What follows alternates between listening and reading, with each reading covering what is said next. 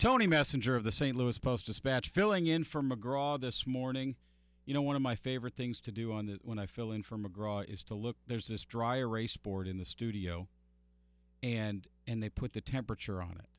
And the last time I did McGraw's show, all morning, by the second hour, the temperature had risen several degrees. I'm very upset about the dry erase board temperature today. It's been 46 since I got in this morning.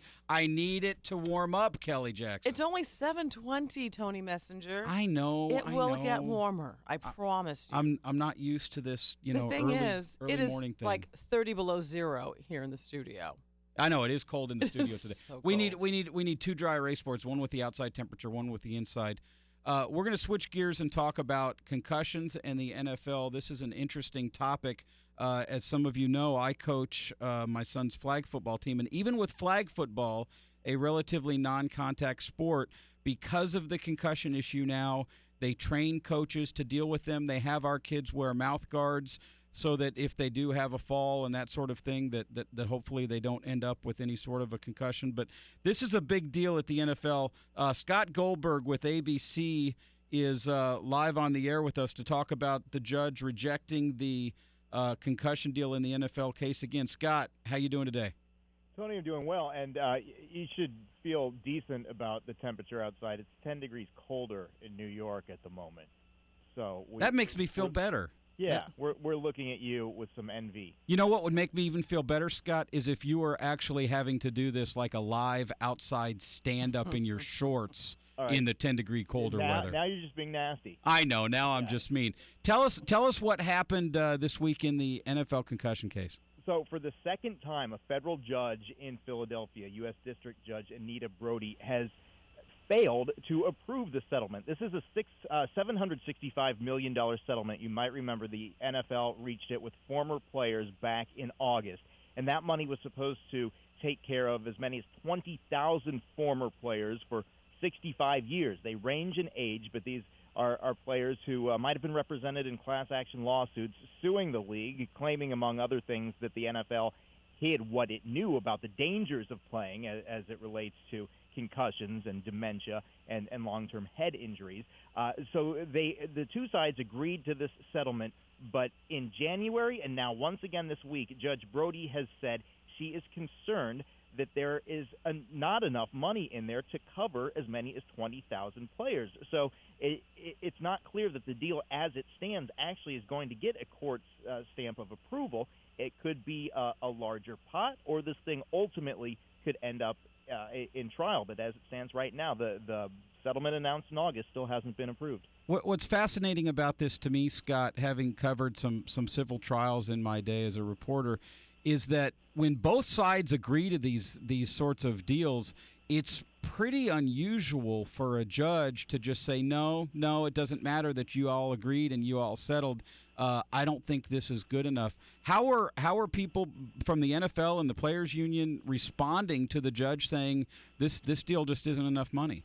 Well, they've said it's fair. Lawyers for both sides have said it's fair, and they have said they look forward to making that argument again to the judge, and there may be a hearing for them to do so. But when she crunched the numbers back in January, Judge Brody wrote, even if only 10% of retired NFL football players eventually receive a qualifying diagnosis, it's difficult to see how that monetary award fund would have the money available over its lifespan to pay everyone making a claim at those levels. So that was her original analysis, and there may be some motivation driving this. Well, there certainly is on both sides. The NFL wants this thing over and done with, and in this settlement, it's not acknowledging that it knew anything about the dangers of concussions and dementia that it hid from players, and the players don't want to face the prospect of a very long, drawn-out court battle against the NFL. So that's what's motivating both sides to want to get this done, but you just have a judge putting on the brakes and saying, hey, guys, not so fast. I'm not sure you agreed to something that's actually viable.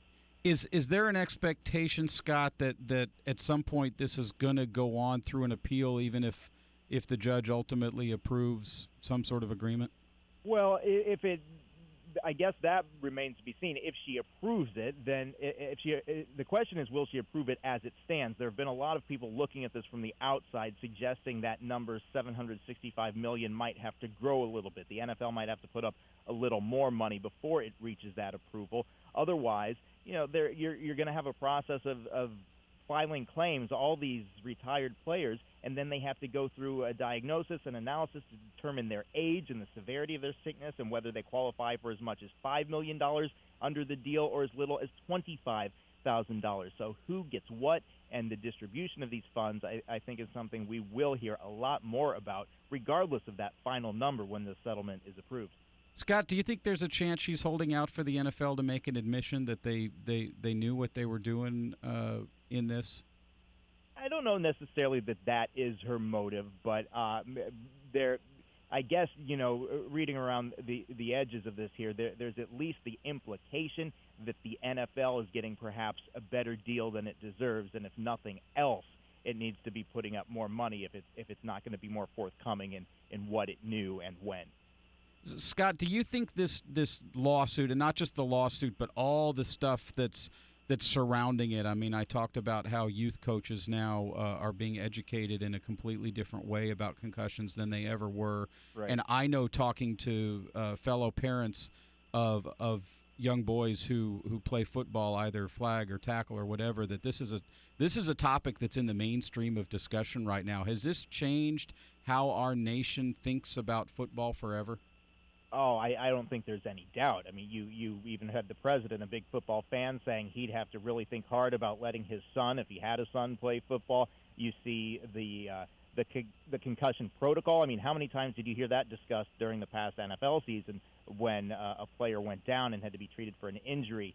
Yeah, I remember the Kansas City Chiefs playoff game. It seemed like someone was going out with a concussion, every other play. So, I mean, as far as just being aware of it at the NFL level and we're talking about it, yes, there's that. You also see at the college level, Tony, this discussion with Northwestern University and its players looking to unionize. Part of their concern, the reason they say they want a seat at the table, is to talk about the medical care they will receive if they are injured playing the game at the collegiate level. And there's so much awareness now spreading down through high school and even some of the younger leagues. So certainly this has changed a lot of things about football and other sports now too. Soccer, their concerns about headers. This is a conversation, I should say. This is a conversation that we're having on many levels across this country now that we weren't having a few years ago. It's interesting, if you watch a lot of soccer like I do, a lot of the goalies now wear protective headgear, and there are even some field players that are wearing some level of protective headgear at the highest levels at the Premiership, and you'll see that in the World Cup coming up this summer.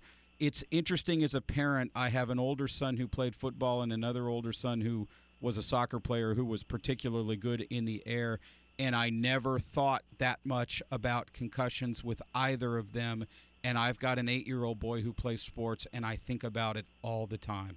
Yeah, I'm a former soccer player myself, and I remember being taught that if you use the front of your head and you strike the ball the right way, the proper way, you would be safe. Now, I mean, this is years ago, and we've come a long way in our understanding of what repeated knocks to the head can do.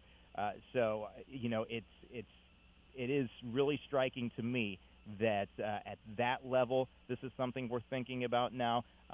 And it started with football, where maybe it didn't take such a leap of imagination to know that spearing someone or getting nailed in the head at those high speeds would potentially cause some long-term harm. I mean, maybe that was something that we could have figured out a long time ago, but now you're talking about softer, repeated hits to the head, like bouncing a soft soccer ball, and I mean, the conversation's not going to end here. I think it's a good thing, Tony, that this is part of the conversation now. I agree. Scott Golberg with ABC, thank you for joining us to discuss the NFL concussion lawsuit. We're going to take a break here on the Big 550 KTRS. Tony Messenger filling in for McGraw-Millhaven. When we come back,